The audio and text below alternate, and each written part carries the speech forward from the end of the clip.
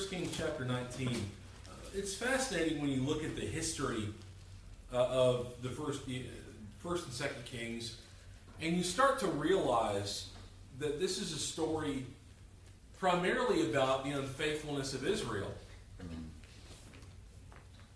But kind of different from the Chronicles, the King starts to change into really a central focus on the prophets. And especially around 1 Kings 17 and 18, you have this man Elijah the Tishbite come seemingly out of nowhere. Now, we've spoken of Elijah here before, and we've discussed him. But I want us to remember a particular time in his life. Remember after that great victory on Mount Carmel, it was Elijah versus, I think you're looking at upwards of 480 prophets of Baal and Ashtaroth. These prophets of Baal, this, by the way, was a state-sponsored religion. This was the first time that any of God's people had legitimately turned away from God in a whole sense, to say that the authorized state-sponsored religion is going to be Baal worship. Ahab the king, his wife Queen Jezebel, were over all of this. And there had been a drought for a long time now, mainly because of this Baal worship, and God wanted to show Israel that he was the true God. And so Elijah called for a meeting on Mount Carmel. They built an altar there. And the deal was this. Elijah says, you pray to your God. You pray to Baal. And if he sends, if he shows himself to be true, then let Baal be true. But let me pray as well, and God will show you these things. And again, we could read back through it and see the details there, but God won a great victory on Mount Carmel. Elijah had to pray just once. After most of the day, the prophets of Baal were wailing and cutting themselves and trying to do all these extreme things, trying to get something out of Baal, something to happen from Baal. And then Elijah just prayed once to the Lord. And fire came down from heaven and consumed the altar, essentially vaporized it, burnt up the stones even. And so you have this great victory, and then we see in chapter 18, verse 20, where Elijah calls upon them to seize the prophets of Baal. Do not let one of them escape. So they seized them, and Elijah brought them down to the brook Kishon and executed them there. There was no question that these prophets of Baal had to die, because their influence upon the people could no longer be tolerated. Well, Elijah flees after he hears in chapter 19, he hears a message from Jezebel where she says, I'm going to make your life like the life of those prophets tomorrow. And we can speculate and say, well, shouldn't he have had faith in God? Shouldn't he have understood better? But he fled.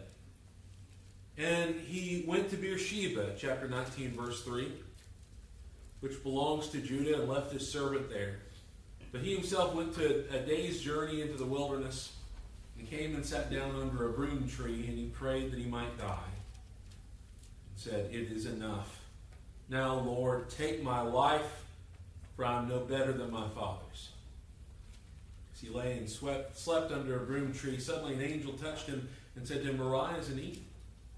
Then he looked, and there by his head was a cake baked on coals and a jar of water. So he ate and drank and lay down again. And the angel of the Lord came back the second time and touched him and said, arise and eat, because the journey is too great for you. So he arose and ate and drank, and he went in the strength of that food 40 days and 40 nights as far as Horeb, the mountain of God. And there he went into a cave and spent the night in that place. And behold, the word of the Lord came to him, and he said to him, what are you doing here, Elijah? So he said, I have been very zealous for the Lord God of hosts. For the children of Israel have forsaken your covenant, torn down your altars, and killed your prophets with the sword. I alone am left, and they seek to take my life. I think we have to understand and appreciate the dire situation that Elijah at least feels that he's in. I've heard brethren criticize Elijah for not being faithful enough in this passage. But I think brethren that criticize Elijah in this passage are lacking in a lot of things. Lacking in mercy. Amen. Lacking in understanding. Lacking in patience. All the things that God has plenty of. Isn't it fascinating? God doesn't just come to him and say, get over this. Just push past it. You're going to be okay. Just forget about it. I got stuff for you to do. Well, he does have stuff for him to do. Well, what does he do first? Lets him sleep. Mm-hmm. Takes some food. Mm-hmm. And then he teaches him a lesson. You know, he says, I alone am left. And then in the following passages, you've got this great, strong wind tearing in the mountain, breaking the rocks in pieces. Mm-hmm. But the Lord's not in that wind. After the wind, an earthquake, but the Lord's not in an earthquake. After the earthquake, a fire, but the Lord wasn't in the fire. And after the fire, a still small voice. That's in verse 12. We're not told that God is not in the still small voice. So we have to understand that God was in the still small voice. What God was teaching Elijah was that sometimes you don't get the big Mount Carmel victories. Sometimes the most important victories are not in the great big Mount Carmel victories, but rather that the quiet, unobserved things are still there. I have reserved 7,000 in Israel who have not bowed the knee to Baal. There is a remnant. And after all of this, after again Elijah says, I'm the only one, and they seek my life, God says, well, here's your work. I'm going to give you work to do. Mm-hmm. You're going to anoint Jehu. You're going to anoint Hazael. Mm-hmm. You're going to anoint Elisha as a prophet in your place. Mm-hmm. And so what this passage really shows to me is this is how God cares for his people. And when we have trials, when we have struggles, and even the strong will have struggles, there's a certain way we need to think about it. God has a solution for depression. And this is something that can be difficult to talk about. And I want to, out the door, tell you, I am not an expert. And I am not someone who's going to set himself up as like, well, come to me for counseling if you need help with depression. No, that's not really the case. I have so much respect for brethren that have taken on that study and that focus. I think of brethren like Jeremy DeHutt, who he you know, if you look him up, he's taken on those studies, even though he's a Christian, he's an evangelist. He's taken that focus in that good way. And what's difficult is that depression is a regular stumbling block. And in fact, what I have to say in this lesson, you may disagree with, and that's okay. But at the barrel, I want us to understand that we all deal with aspects of depression. It doesn't matter who we are. And it should not be something that we treat as if I admit this, that there's just something fundamentally wrong with me. But depression is something that can push us down a dark path that ends up going against God. Yes. Our emotions can trap us into this worldview where God seems distant and uncaring and just not really focused on my needs. Many people who are strong have faced times of weakness, times of sorrow, and we need to consult God in prayer and in study of his word. Yes. Face our problems head on with his help and seek to help others battling the same problems. I want to also say that in this study today, we're not necessarily dealing with those who are what we might think of as clinically depressed, meaning depressed without knowing why. I think we touch on that a little bit in this lesson. But I want to be very clear here too. I believe that the brain is an organ like any other organ in the body. And if a doctor prescribes you something to be able to treat that organ, then I can't condemn somebody for taking that medicine to treat that. Right. There are a couple of facets to this.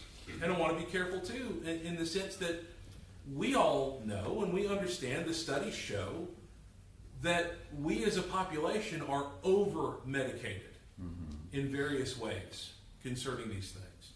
So there are things to say sort of on both ends of that issue that I'm not really going to conclusively deal with in a secular way in this lesson.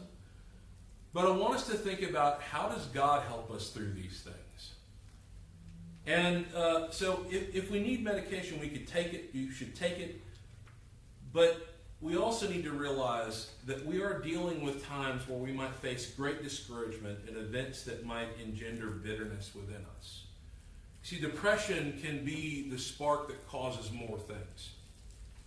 And what's fascinating is all the best solutions that God puts forward, all the natural solutions that we have in this world, are lost on most of the world.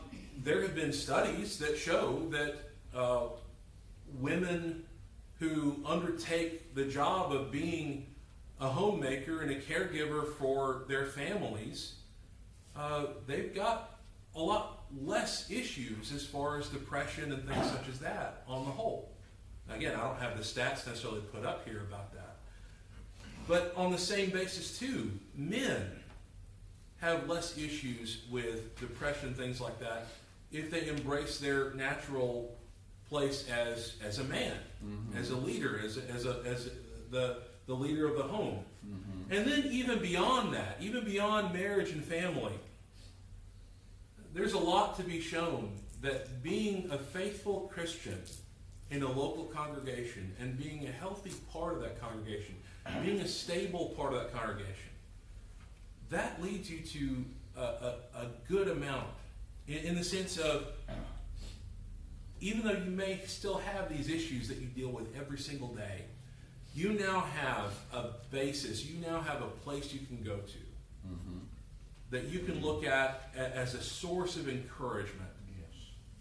That's what our local congregation needs to be, by the way. Not a place where we treat people for the medical, like secular medical problems per se, but a place where people can land and say, I've been hurt, and I need encouragement from my brothers and sisters in Christ. That's a good thing for us to do for each other. As I said, even the strong can face depression. You think about the harm and the hurt that we do to each other and what we wrestle with and where these things come from.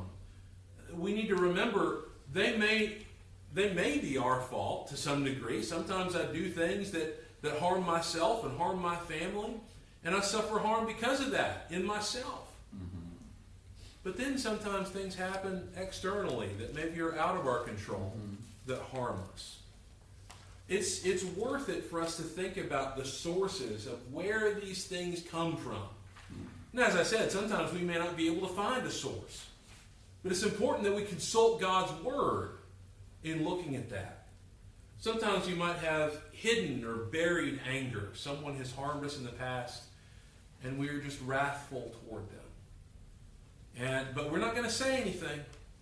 We're not going to share that with them. We're not going to clear that up with them. We're not going to do what Jesus says in Matthew 18. We're going to hold that inside. That's one of the most unhealthy things we can do. Maybe changes in life, a move or a job loss or something like that leads to a time of depression. Maybe just simply doubt about the future, stress and anxiety in our lives. There are a number of things. There's more that we can look at. That's a very short list. And there are more sources. Depression might actually be taught to us while growing up as a way to handle our problems. Maybe we had a parent that when stuff got hard, they would retreat from everybody else. Not to say that that's ever a wrong thing to do. Sometimes we do need to retreat and recharge and come back. But that's the important thing, is you come back. you remain a part of everyone else's life. It might be a short-term problem due to perceptions that are unrealistic. And it might also be due to exhaustion. I think that was going on with Elijah. He thought he was the only one left. Well, that wasn't the truth. And God corrected him on that. And the beauty of that is, after that, you don't really see him have an issue with that anymore. But that doesn't, we shouldn't look at Elijah as this superhero that just we could never be. When God corrects us about reality, let's listen to him. Let's remember that when we feel depressed, it doesn't necessarily mean we've sinned. Depression is an emotion like any other thing. It is an emotion that actually can pull us closer to God. In Psalm 124, look there with me. In Psalm 124.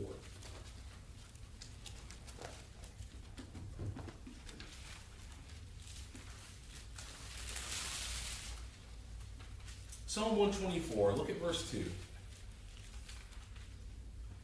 If it had not been the Lord who was on our side, when men rose up against us, then they would have swallowed us alive. When their wrath was kindled against us, then the waters would have overwhelmed us. The stream would have gone over our soul. Have you had days that feel like that? Verse 8. What's the solution? Our help is in the name of the Lord who made heaven and earth. You see, the psalmist doesn't say our help comes from the world, our help comes from other people. I'm going to go find someone else, a bigger guy, to beat up on this other guy. No, our help comes from the Lord. Look at Ephesians 4. Ephesians 4. There's a great danger with depression that we need to be mindful of. Ephesians 4 and verse 26. What should we do with anger? In verse 26 of Ephesians 4, be angry and do not sin. Do not let the sun go down in your wrath, nor give place to the devil. I know that's about anger. But sometimes anger comes from depression. Yes. And sometimes depression comes from anger. These are all feelings that we have. The feelings themselves are not wrong. The question is, what am I going to do with this? Is this going to lead me closer to God? Or is it going to drive me farther away from the Lord? Sometimes depression becomes a sin when it takes over our lives. When it convinces us to stop submitting to God's will. Look at Psalm 73. Going back to the Psalms. Psalm 73. We're looking in verse 11. Psalm 73 and verse 11. And they say, how does God know? And is there knowledge in the Most High?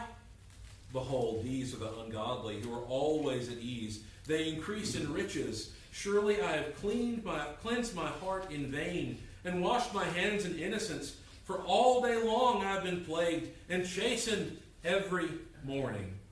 You see, we can, as Christians, can even feel like, I've done everything I know how. I've done everything right. I've been who I need to be. Why am I still suffering this? Why am I still dealing with this? We should understand that frustration, and we should not be intolerant to our brothers and sisters that are feeling that have those conditions and those feelings. What we need to remember is these aspects, these questions. How does God know? Is there knowledge in the Most High? Those questions are questions that will trip us up if we don't go back and say, okay, but this is what God's told me. Right? Doubts, questions, and curiosity don't make us guilty of sin, by the way. Asking these questions is not wrong. The question is, am I going to go back to those foundations and say, is this right? Or is this wrong? I'm not going to...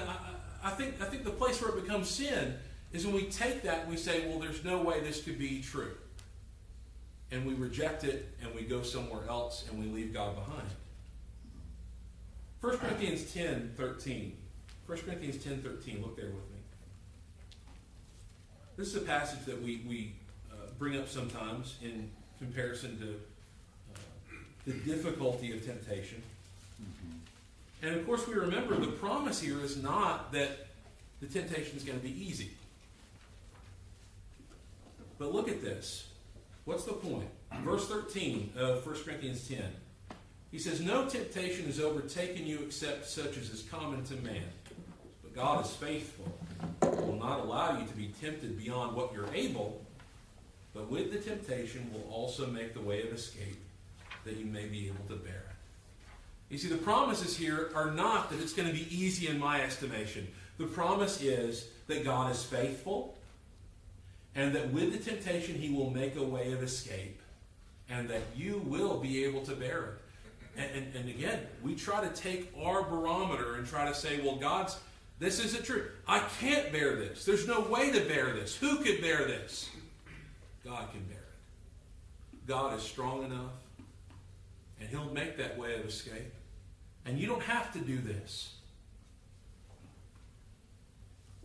Like temptation, we can think something, but find the way of escape before we actually do it. James 1 in verse 13.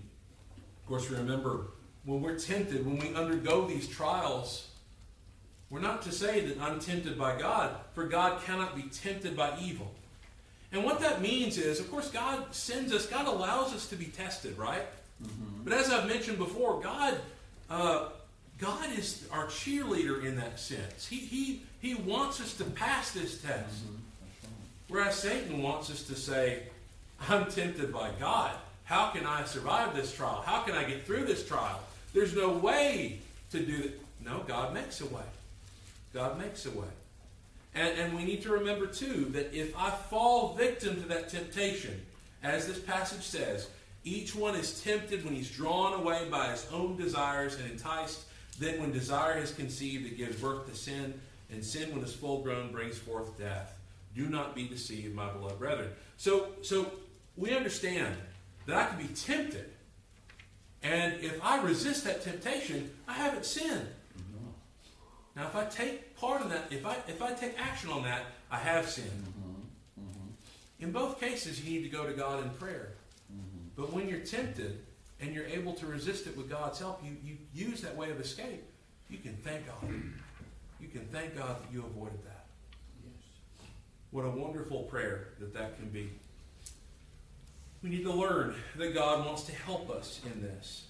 And as I mentioned before, we need to understand this, and we need to admit this with each other and with ourselves, that depression is something that every Christian experiences at some point in their life.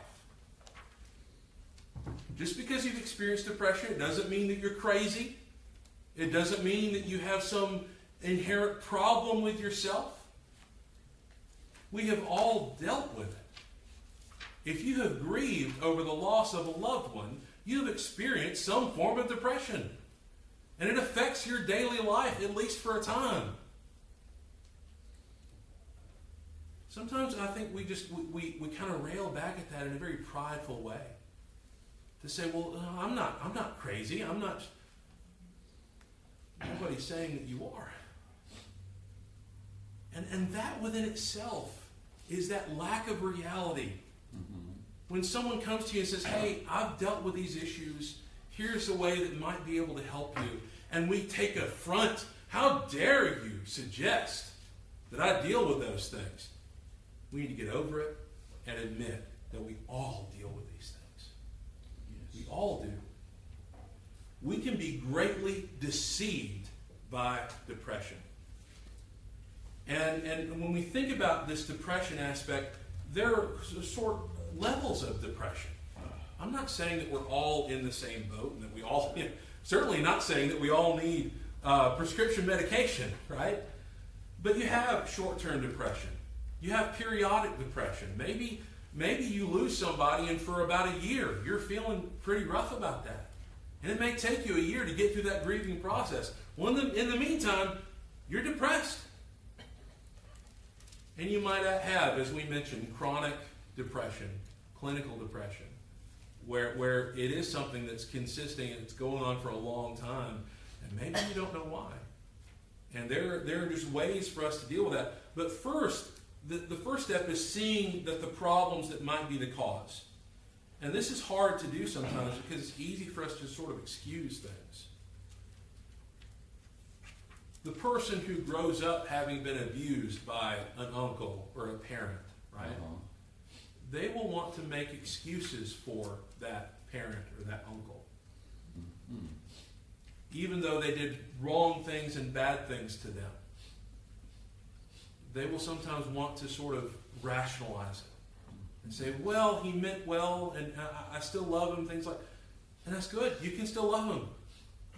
But recognize where things went wrong. Because unless you do that, you're not going to get any better. Unless we understand our problems and deal with them. That's in the Bible, right? I mean, it's biblical. Where we understand, God says, look at yourself. Understand what you look like. The man who beholds himself in a mirror, James 3, then looks away and forgets what kind of man he is. And so we need to seek someone trustworthy in order to get help. And we need to remember that we're never alone. As I mentioned, we can be deceived by depression. Depression can be something that we actually start to carry with us. That it becomes like our shadow. It becomes something that is just part of our life. And we begin to accept it, and we just rationalize it. We say, well, this is just the way I am. There's no way that I can change that. We need to look and see what those signs of depression might be. Look in Psalm 103. Psalm 103. These are the things that we need to remember about God. Psalm 103. No matter how dark this world seems to get, no matter how difficult things seem to be, these verses are a help. Psalm 103, look at verse 3. Who forgives all your iniquities. He's calling the first two verses to bless the Lord. The Lord who forgives all your iniquities, who heals all your diseases, who redeems your life from destruction, who crowns you with loving kindness and tender mercies, who satisfies your mouth with good things, so that your youth is renewed like the eagles. The Lord executes righteousness and justice for all who are oppressed. He made known his ways to Moses, his acts to the children of Israel. There's so much more we could read there, but those basic facts about God are absolutely necessary to understand who he is. And if I allow it, depression will pull me away from thinking that about God. And it will actually turn me against God, and it can turn me against my brothers and sisters in Christ. We look for those signs of it. Maybe we can't rest from hurtful, damaging thoughts. Maybe we're thinking hurtful thoughts about ourselves, or thinking hurtful thoughts about others. And maybe we're just consumed with that. Maybe we have a loss of appetite, or maybe we're overeating in order to make up for something there. Psalm 55. Look over there with me. Psalm 55. Psalm 55.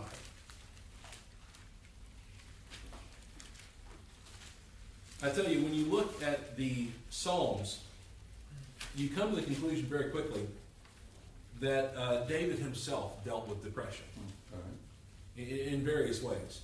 Psalm 55 and verse 5. Fearfulness and trembling have come upon me, and horror has overwhelmed me. So I said, oh, that I had wings like a dove, I would fly away and be at rest. You know, sometimes we desire to escape, and that can lead us to create our own reality. You know, the brother and sister in Christ who falls away from the Lord and later says, I just feel closer to God than I ever have before. Right? And then we see the kind of life they're living. And we see what they're doing and the way they're talking. And it's very clear that that's just simply not the truth. 1 Samuel 22. Look back there with me. 1 Samuel 22. 1 Samuel 22 and verse 8.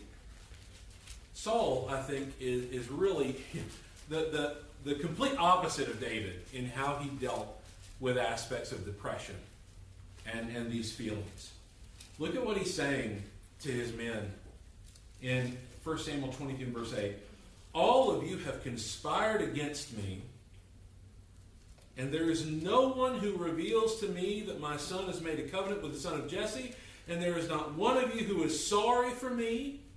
or reveals to me that my son has stirred up my servant against me to lie in wait as it is this day. Can we hear the petulance in his voice there? This is a consequence of his complete and total abandonment from God. He has gone down a different path, and it has consumed him. Saul really was looking at these problems as only as it related to himself. He's the only one that mattered in his estimation. And that's what we do when we allow the depression to deceive us. We have absolutely no regard for the viewpoint of others. And it becomes hard to understand others. It becomes hard to listen to others. Others try to possibly reasonably talk to us, and then we end up talking over them and insisting our own way is right. Sometimes our hurts and our complaints become the center of our lives. Psalm 77, look back there with me. Psalm 77. Psalm 77 and verse 3. Psalm 77 and verse 3. Psalm of Asaph, the heading says, I remembered God and was troubled. I complained and my spirit was overwhelmed.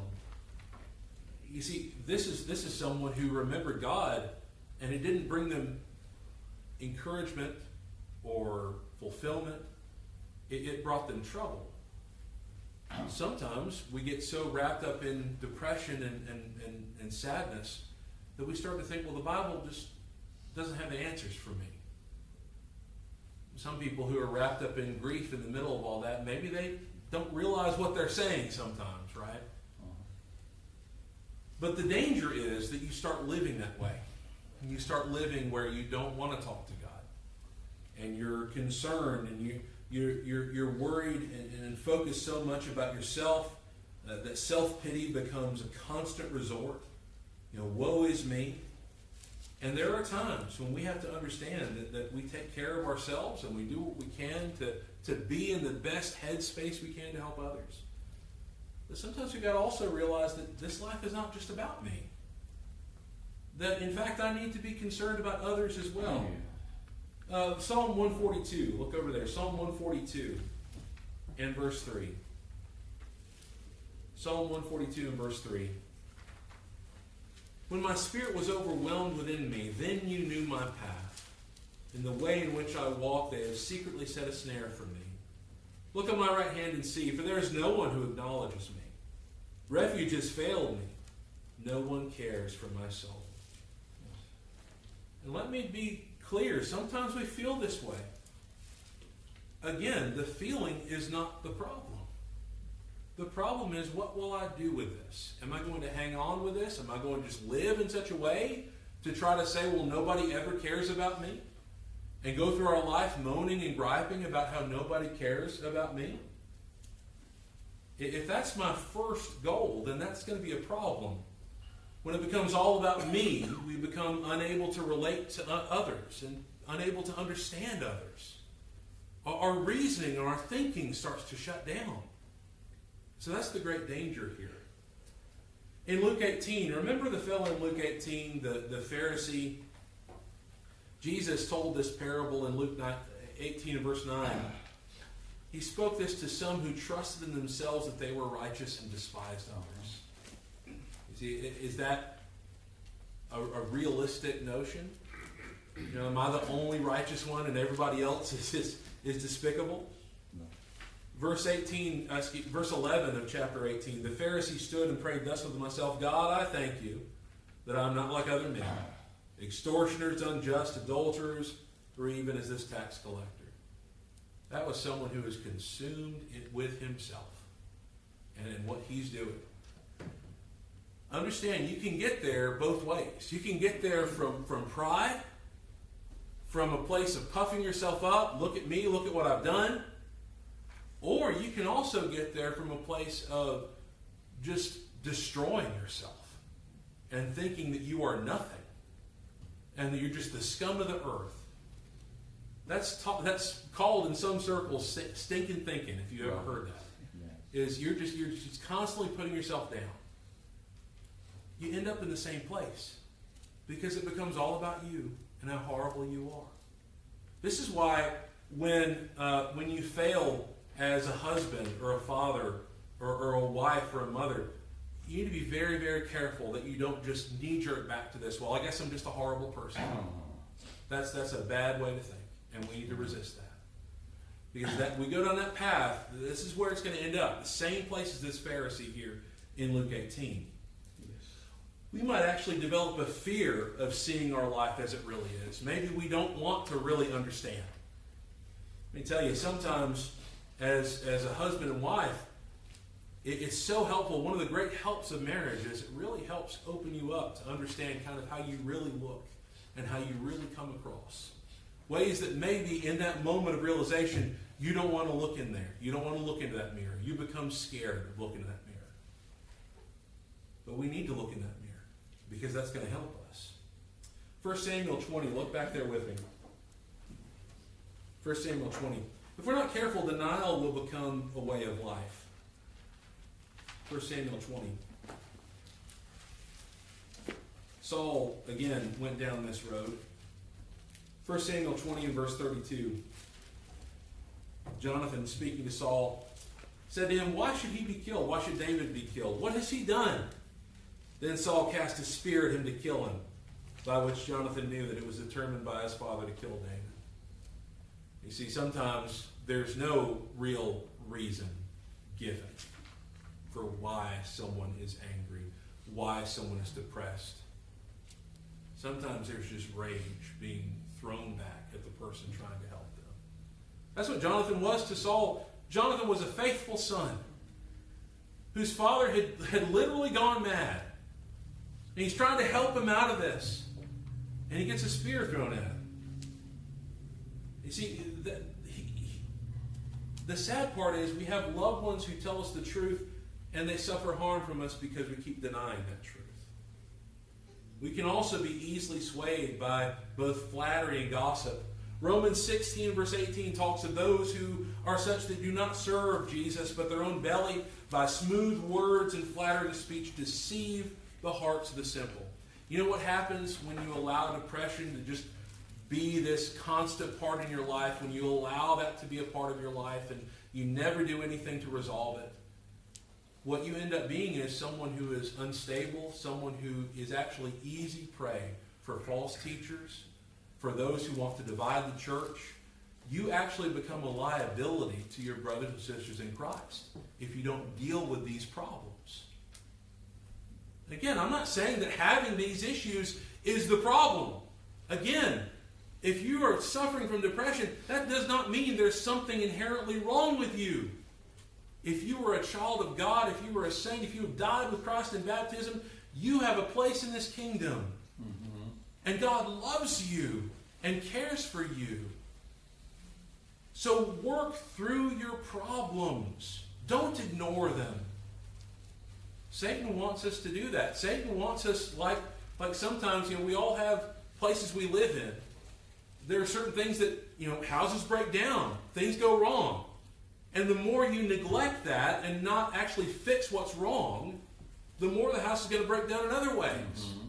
Our health is just like that, right? And we understand that. We see that. So we need to work on our issues. We can't avoid them because then we become easily swayed by others.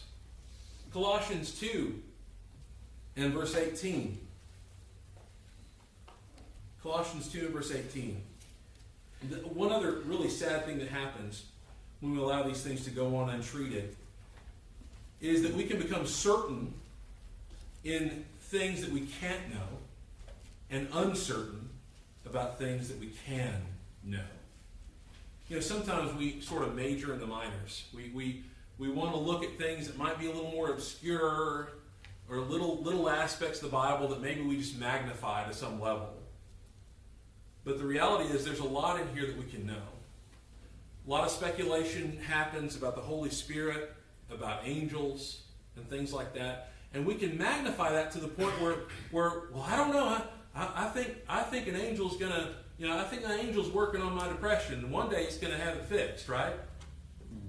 Well, there's something about your action that needs to be involved here. And in Colossians 2 and verse 18, he kind of hits on something like this. Let no one cheat you of your reward, taking delight in false humility and worship of angels, intruding into those things which he has not seen, vainly puffed up by his fleshly mind, and not holding fast to the head, from whom all the body, nourished and knit together by joints and ligaments, grows with the increase that is from God. You see, what he's talking about in verse 19 is so simple, but it's challenging, and it's hard. It's hard to hold fast to the head. Why? Because he is the Christ. And it's difficult sometimes to recognize that, no, there are some things I need to admit to that I have wrong. There are some things I need to work on in my life that I haven't worked on up till now. And I need to be willing to admit that to myself. And I don't want to become uncertain in what I can know. Well, I just don't know if Jesus can help me. Yes, he can. Mm-hmm. Yes, he can. Mm-hmm. Well, I think maybe God's just going to handle it some other way. Maybe. But how do you know? We've got to be certain in what we can know. We don't want to become unstable. I already mentioned that before.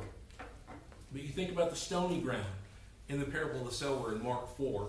The stony ground, when they hear the word, immediately they receive it with gladness and they have no root in themselves. You know, I used to think the stony ground was just a ground that just had a bunch of rocks and stuff in it. But the reality is, as any of us that have tilled up a garden know, what can you do with those rocks? You can pull them out.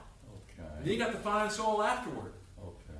Well, the soil we're talking about here actually is a thin level of dirt right here, and then you got rock right there underneath, right? So what happens? You got a plant right here. Well, those roots aren't going to get down very far before they hit that stony ground. Right. And what do we want? We want to be the good ground that has good roots, deep roots in the ground, right? Mm-hmm. We need to understand that. To understand that we need to be stable Christians. That's our goal. And we're not talking about being perfect. We're not talking about observing the law of Christ perfectly. We're talking about just wanting to be someone that someone else can lean on. But you can't get there if you're still suffering with these things without them being treated. We have to deal with those things and understand that. And say, I want to be the good ground. I don't want to be the stony ground that anybody can come along and yank that plant up. Right? We want to be the good ground. And so we want to listen to the Lord in this. When we allow depression to overwhelm us and control our lives, we can have problems in maintaining relationships. A problem comes up and suddenly we retreat and we never have that place where we want to get back close with that person. You can be easily upset and influenced by others. You can be used by others. You can become a chronic complainer. Maybe you have others withdraw from you because all you ever talk about is your own problems. We need to be careful about that. There's a place for us to share, and there's a place for us to lean on each other, don't get me wrong. But we want to make sure that we're inclining our ear to ask others, how are things going with you? Mm-hmm. What can I do to help you? And believe me, I think Brother Philip mentioned that in one of his lessons last week. When I busy myself with helping others, that's going to make me feel better. Mm-hmm. I'm going to be able to look at that and say, wow, okay, I got through that. There's an interesting aspect here, and there are some books that we could, some secular books out there that deal with what are called boundaries that I would suggest are pretty good reading. Mm-hmm. To be able to understand, okay, how far does my influence go? How far should others' influence go upon me? And to realize that healthy boundaries can be a good thing. Mm-hmm. But we need to be careful that we're not destroying those relationships in maintaining those boundaries, to have those healthy boundaries. We can also reject having a doctrinal foundation. Ephesians 4, this is how it should be looking. This is how the local church should look, how our own lives should look. Ephesians 4 and verse 13, the development aspect here. Till we all come to the unity of the faith and of the knowledge of the Son of God, to a perfect man, to the measure of the stature of the fullness of Christ, that we should no longer be children, tossed to and fro and carried about with every wind of doctrine by the trickery of men and the cunning craftiness of deceitful plotting, but speaking the truth in love, may grow up in all things into him who is the head, Christ. Sadly, we become someone that is not dependable when we refuse to stand for the truth and pay a price for it. If that's me, if I'm someone that I'm not someone that someone would look at and say, well, that guy, yeah, he's not perfect. When it comes down to it, he'll do the right thing. That at least is something that I should want to be, right? And when I refuse to stand for the truth and refuse to suffer for the truth, that actually puts my children and anybody I teach in a terrible position. It will keep them from growing in Christ. Stony ground begets stony ground, I think. That's right. Is some aspect of that. That's right. It doesn't mean that they're forced to be that way. They can, hopefully they figure it out for themselves. But in 2 Timothy 1 and verse 8, he mentions here, he says, don't be ashamed of the testimony of the Lord, nor be his prisoner, but share with me in the sufferings of the gospel, for the gospel, according to the power of God. Other translations say, be a partaker of the afflictions of the gospel. The afflictions of the gospel. Sometimes I think we just think about, well, I'm saved and I'm a Christian and I'm going to heaven and I go to church every Sunday and I go to church on Wednesday night and I'm going to Bible studies, things like that. And I think that's what's going to fix it. That's what the heart must change. The heart needs to be involved in all this. And I don't need to be fearful of solid truth and of those who stand in that truth. 2 Timothy 3 and verse 6, he mentions those who creep into households and make captives of gullible women, loaded down with sins, led away by various lusts, always learning and never able to come to the knowledge of the truth. Now as Jannes and Jambres resisted Moses, so do these also resist the truth. Men of corrupt minds, disapproved concerning the faith, but they will progress no further, for their folly will be manifest to all as theirs also was. Some interesting things going on here. The passage is not about the fact that women are gullible. It's the fact that these women he's talking about are gullible. Why is that? Well, there's a lot of sins that are weighing them down. And when you have committed sins, it makes it harder to help others. Mm-hmm. When you're being weighed down with all those things and you haven't done a thing to deal with that sin, to move past it, to resolve it, to be forgiven of it, then that makes you easy prey for those who would use you for their own purposes.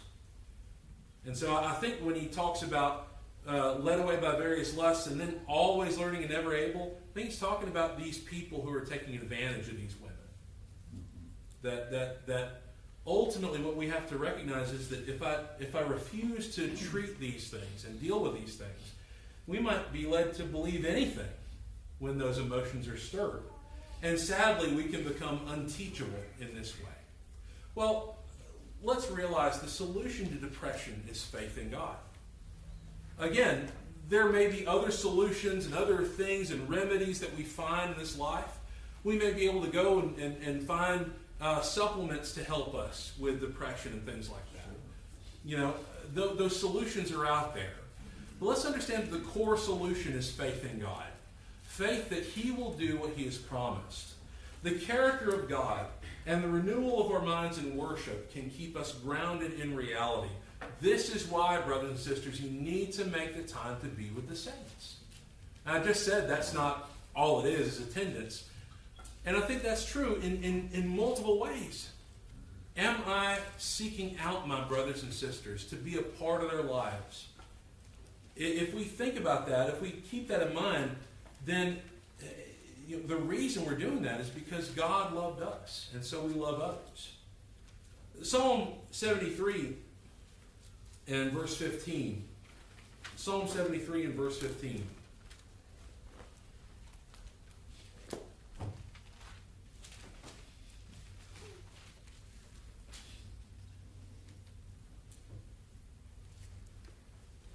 Asaph writes, "If I had said, I will speak thus, behold, I would have been untrue to the generation of your children. When I thought how to understand this, it was too painful for me until I went into the sanctuary of God. Then I understood their end." Through the psalm, he's concerned about why is the wicked is prospering in the middle of all this. But when he thinks about God, it puts it in the right perspective. You see, when strong emotions well up and try to force us away from God, we actually need to turn closer to Him. If Naaman had allowed his false expectations, his rash anger to control him, he would have died the death of a leper. Instead, his servant said, "Hey, if it was this great thing that the prophet told you to do, wouldn't you have gone and done it?" So he goes and he does what he's commanded, and he came out healed. And that's the thing with depression. Healing is difficult. Healing, dealing with these issues, dealing with these emotions, facing them head first is not fun. But this is what we're here to do. We're here to suffer for the cause. And I can't think of a better cause than a Christian dealing with those issues and those things and giving them up to God. And saying, "Lord, I need help with this. You're the only one that can help me." And while we seek other things that will help us along that way, hopefully we want to make sure and be skeptical about the world. The world doesn't fix these problems. The world is going to tell you. And it's been amazing to me to know that prescription drugs for mental issues and depression, things like that, some of the cheapest drugs you can get out there. Why is that? I think part of that is intentional. That Satan wants us to be dependent upon these things in order just to exist. And again, do not get me wrong. There are people in this world that need those things to deal with the imbalance issues in their brain and things like that. It's a literal medical issue. I'm not saying here that we can't take any medication. But I think it's important that we recognize the true source of healing is God. Look at Psalm 77. Psalm 77. Psalm 77, please.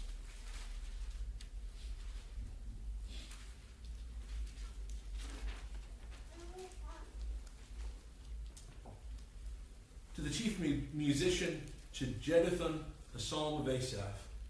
I cried out to God with my voice, to God with my voice, and He gave ear to me. In the day of my trouble I sought the Lord. My hand was stretched out in the night without ceasing. My soul refused to be comforted. I remembered God and was troubled. I complained and my spirit was overwhelmed. You hold my eyelids open. I am so troubled that I cannot speak. Did we notice in the first section here, he's experiencing the symptoms that come with great fear. There's a reason why Jesus contrasts fear and faith in Mark chapter 4. He asked the people, remember when his apostles, they were in the boat, they were going to go across the Sea of Galilee, and the storm comes up. And Jesus is asleep on the boat, and they say, Master, don't you care that we're going to die? And he arises and he rebukes the wind. And he says, how is it that you're so fearful? How is it that you have no faith? There's a contrast there that we need to recognize. That the more I fear the things of this world, and that's the source here, the things of this world, the more I fear depression, the more I fear emotions, the more I fear this thing, and I'm just not going to do anything to fight it, the more I'm not turning to the Lord, the more my faith is impacted. You know, I'm just going to say, too, by the way, that we need to be careful that when brothers and sisters come to us that, well, I'm depressed, I think I have a clinical problem with depression, that we don't just automatically say, well, you know, maybe you just need to read your Bible more. That's true. And that, you know, we all need to read our Bibles more. That is the result. That is the solution, ultimately. But sometimes people aren't quite ready to really take it in like they should be.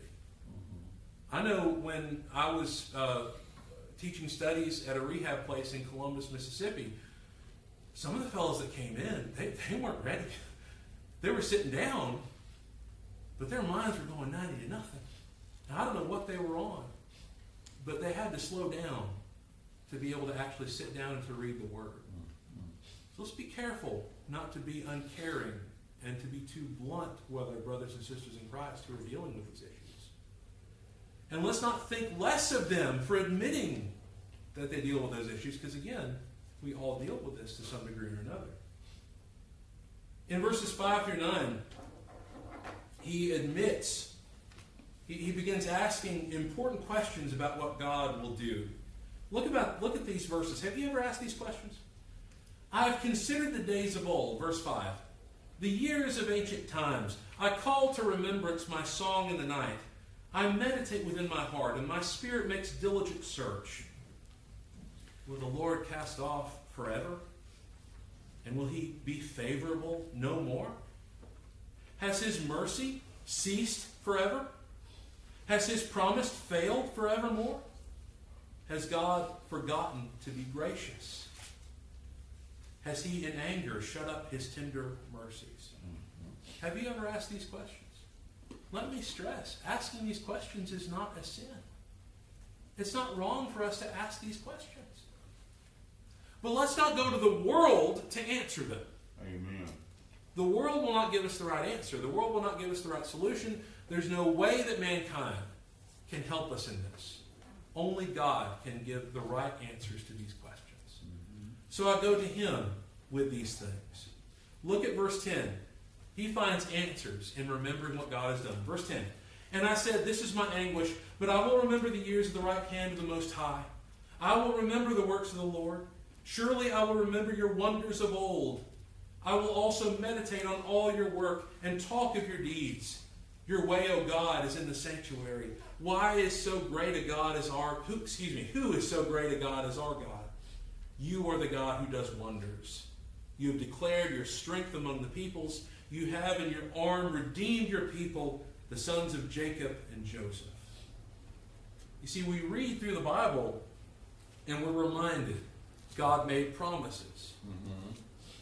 God kept promises. God's made promises to us. God will keep his promises to us. We must trust that. Verse 1, go back to that. Go back to verse 1. I cried out to God with my voice. He didn't cry out to the world. He didn't cry out to other people. I cried out to God with my voice. Again, doesn't mean that it's wrong to cry out to others. But let's not do that and never cry out to God. Amen. Let's remember him and remember what he's done.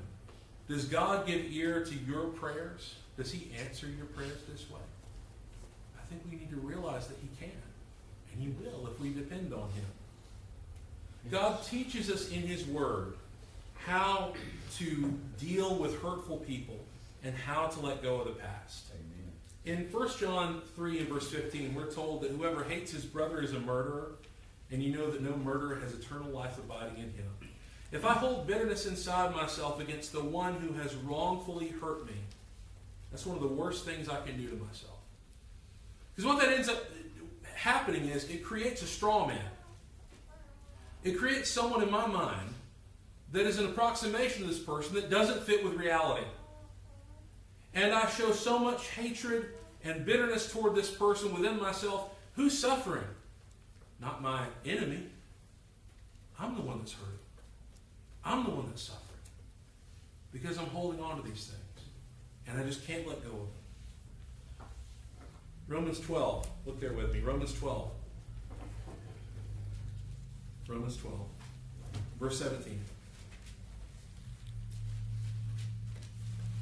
Romans 12 and verse 17. As we're turning there, think about, have you learned how to forgive someone else? Have you learned to give vengeance to God? Paul says, repay no one evil for evil. Have regard for good things in the sight of men. If it is possible, as much as depends on you, live peaceably with all men. Beloved, do not avenge yourselves, but rather give place to wrath. For it is written, vengeance is mine, I will repay, says the Lord. Therefore, if your enemy is hungry, feed him. If he is thirsty, give him drink. For in so doing, you will heap coals of fire on his head. Do not be overcome by evil, but overcome evil with good. It's very hard for me to look at verse 20 because sometimes we will have that spirit of vengeance even in trying to do good to people. Like, I'm going to show them how good I am, kind of thing. But I really look at this from a standpoint of thinking about, okay, what if the one I think is my enemy is not really my enemy? And maybe I need to care for them and doing everything I can for them, not for their own good, but for the good of God and for the good of myself. Let me say, if we can't let go of our hurt, we run risk of losing our souls. Yes. Look at Psalm 23. Psalm 23. Psalm 23 and verse 5. If we let go of our hurt and become people who are healed, people who love others, God will bless us as a witness to our enemies. Again, Psalm 23 and verse 5.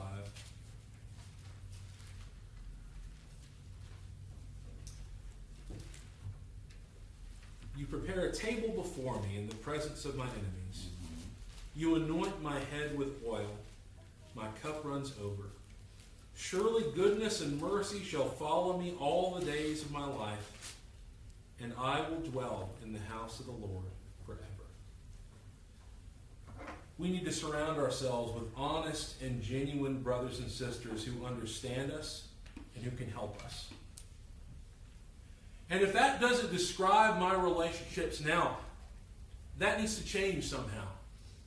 And I need to be able to trust as far as I can. You know, David helped Abishai avoid sin. Abishai was offering to kill Saul for David. And David didn't allow him because he said, who can avoid the blood guilt of killing the Lord's anointed? Regularly worship God and assemble with fellow Christians. Be honest and open with your family and children. If you hide and deny these issues, it can destroy them. Remember the example of Jesus. In Hebrews 12, we're told, since we're surrounded by so great a cloud of witnesses, let us lay aside every weight and the sin which so easily ensnares us. And let us run with endurance the race that is set before us. Can I pause just right there and recognize that depression could be one of those weights that's holding us down. It's a burden. And we need to do all we can to rid ourselves of it. That, again, doesn't mean that it's sin. It just means that it could lead to sin. And it's a danger. We need to do something about it, is my point. Back to the text. Looking unto Jesus, the author and finisher of our faith, who for the joy that was set before him endured the cross, despising the shame, and has sat down at the right hand of the throne of God. For consider him who endured such hostility from sinners against himself, lest you become weary and discouraged in your souls. You have not yet resisted the bloodshed, striving against sin. Of course, Jesus himself, we read this morning in our Bible study, that he poured out vehement cries and tears against God. Let me tell you, if you think that depression is not a manly thing, it's a sign of weakness, you need to look back at Jesus. Amen. And admit that you're wrong. And admit to yourself that we all deal with this. And work on the things you need to work on, lest it destroy you and destroy your soul. Jesus knows and understands this. I would leave with you this morning Psalm 22. Read that in your own time. Think about what Jesus endured for the sake of the cross. I recognize that, again, you may not completely agree with all that I've said about this morning. And some of that, I admit, is opinion. When we talk about how much we're medicated, how little we're medicated, what we should do, etc., that is a place of opinion. But the Lord doesn't want us to leave this alone. The Lord doesn't want us to leave it untreated. The Lord wants us to do something about it. So this morning, if you need to do something about it, your brothers and sisters stand ready to help you. We want to do all we can. We may not do it perfectly, and we may do it, sometimes in actually a pretty lousy way. But if we want to do the right thing, that's a good place to start, right? if we deny this, and if we reject the help that good brethren want to give us, we could be headed down a very dark path. Yes. And so think about that, think about your life, and respond to the gospel while we stand and sing. Careless hope, why will you lay